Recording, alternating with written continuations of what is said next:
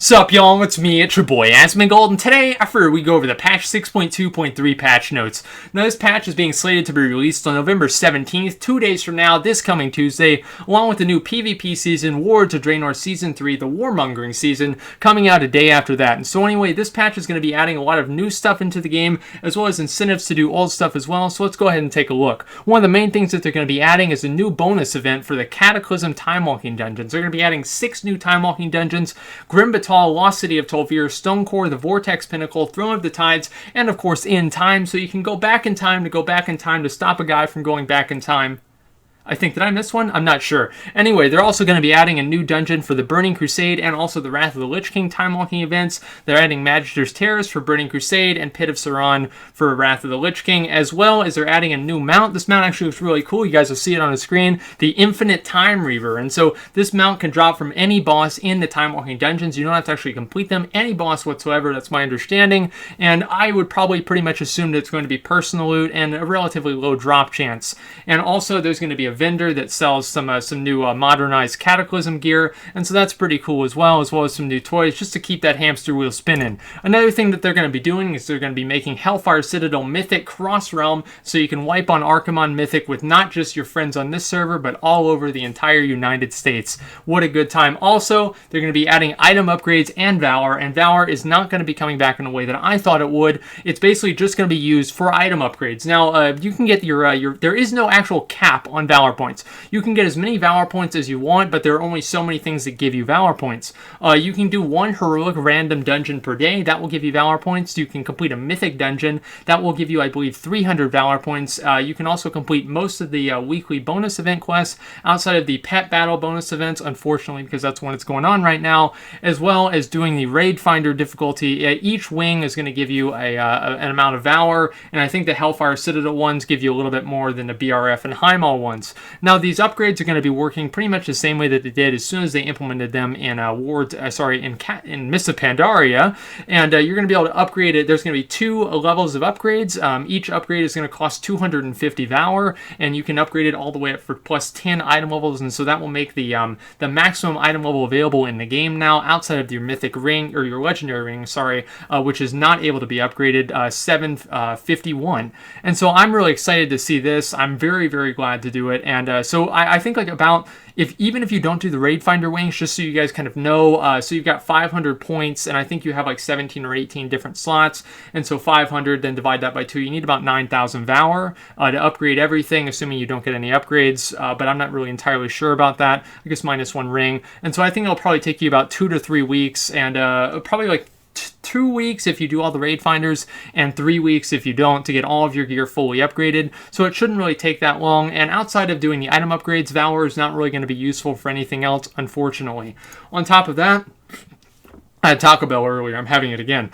They have improved item rewards, and so Mythic Dungeons now have a chance to award items ranging from item level 785, which is the base, to 725 in 5 level increments with progressively lower chance as the item level increases. And so that means that you can get better gear than from Mythic Hellfire Citadel in a Mythic Dungeon. Isn't that adorable? Also, the bosses now have a chance to drop an heirloom trinket that will scale up to 110.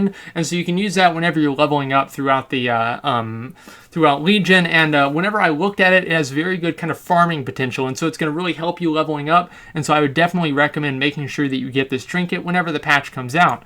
Another thing that they're going to be doing is they're going to be having the baleful items, those things that nobody uses. The baleful items that you get in Tana and Jungle, usually whenever they drop, they can either identify to be 655 or 675.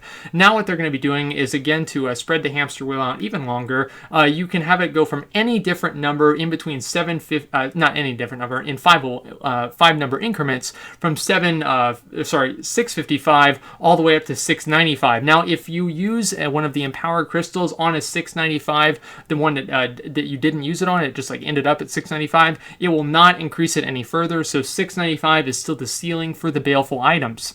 Also, they're adding, as I said before, Warlords of Draenor Season 3, and so this is going to be the warmongering season. A lot of really nice transmogs. I'm pretty excited about this.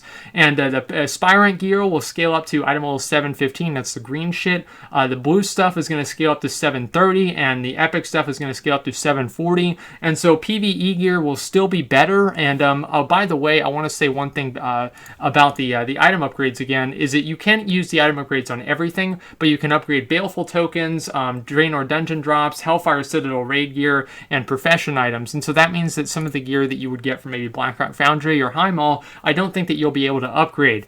And so, you know, assuming that you have Hellfire Citadel Mythic Warforged gear, or even Mythic gear that's 2 of 2 upgrade, it will still be superior to the Warlords of Draenor Season 3 gear if you're doing outdoor PvP. I don't know if they're going to lift the ceiling in using PvE gear in Battlegrounds, however. So also they're adding a lot of tuning changes, you know, basically buffing some classes that are kind of shitty. They're not really buffing any of the big dick classes like mages, hunters, and what are some of the other really, really good ones like rogues and stuff, I don't think. But they're buffing kind of some of the middle of the pack classes that really kind of, one of their main things that they bring to the table is, I guess, like their utility, which probably the best example of that is, of course, the Death Knight.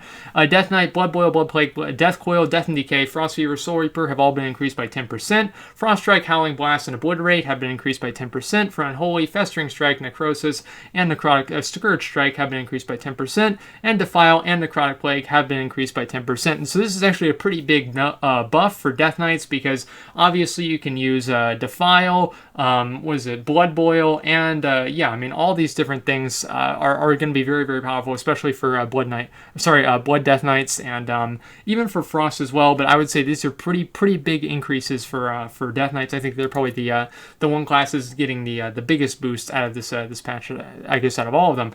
Also, Druids are getting a bit of a buff as well. Moonfire and Wrath is going to be doing 6% more damage baseline, and for balance, Starfall, Starfire, Star Surge, and Sunfire are all going to be doing 6% damage as well. For Paladins, Crusader Strike, Hammer of Wrath, and Judgment have been increased by 8%, and for Rent, Divine Storm, Seal of Truth, Templar's Verdict have also been increased by 8%. And so, again, I'm actually pretty glad to see these tuning changes, and the main reason for that is because I'm getting to it in a second, is that Warriors are in there and we're getting a buff. Shamans also are getting another buff because, of course, they won the BlizzCon tournament, along with, I think, Warriors as well, so it only makes sense to give that comp even more damage potential.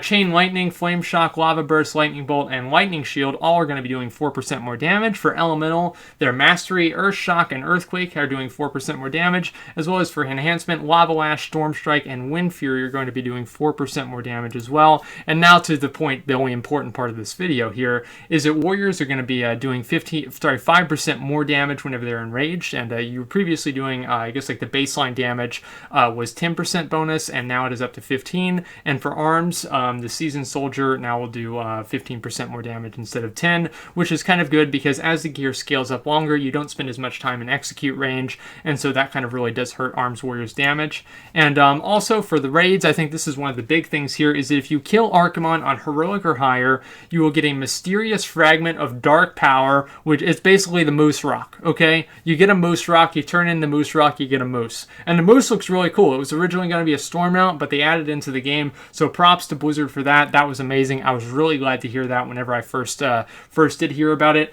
Now, I heard a rumor that you're only going to be able to get one fragment per kill, and I also have heard from a lot of people that every single player in the raid gets a fragment. So I'm not entirely sure what it's going to be, but I'm pretty sure that everybody's going to know probably within like an hour of the patch going live.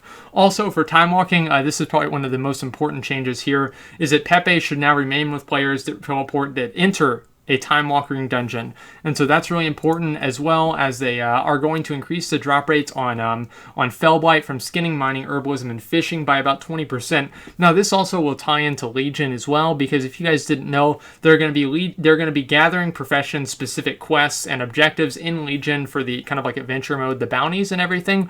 And so I think that they're trying to entice people more to start using, these gathering professions again. And so if you're thinking of switching back, now might be a good time. And also, if you do have extra Fellblight now, you might want to sell it before the patch comes out, because of course this will devalue the value of that Fellblight. Also, the Mirror of the Blade Master, which is a trinket, now that should be an S there. Magical blades as guardians instead of mirror images of the caster. So that kind of sounds like a nerf, unfortunately. So anyway, guys, that is all of the patch notes for patch 6.2.3. I'm honestly pretty excited for this patch, especially hopefully if everybody gets that moose mount.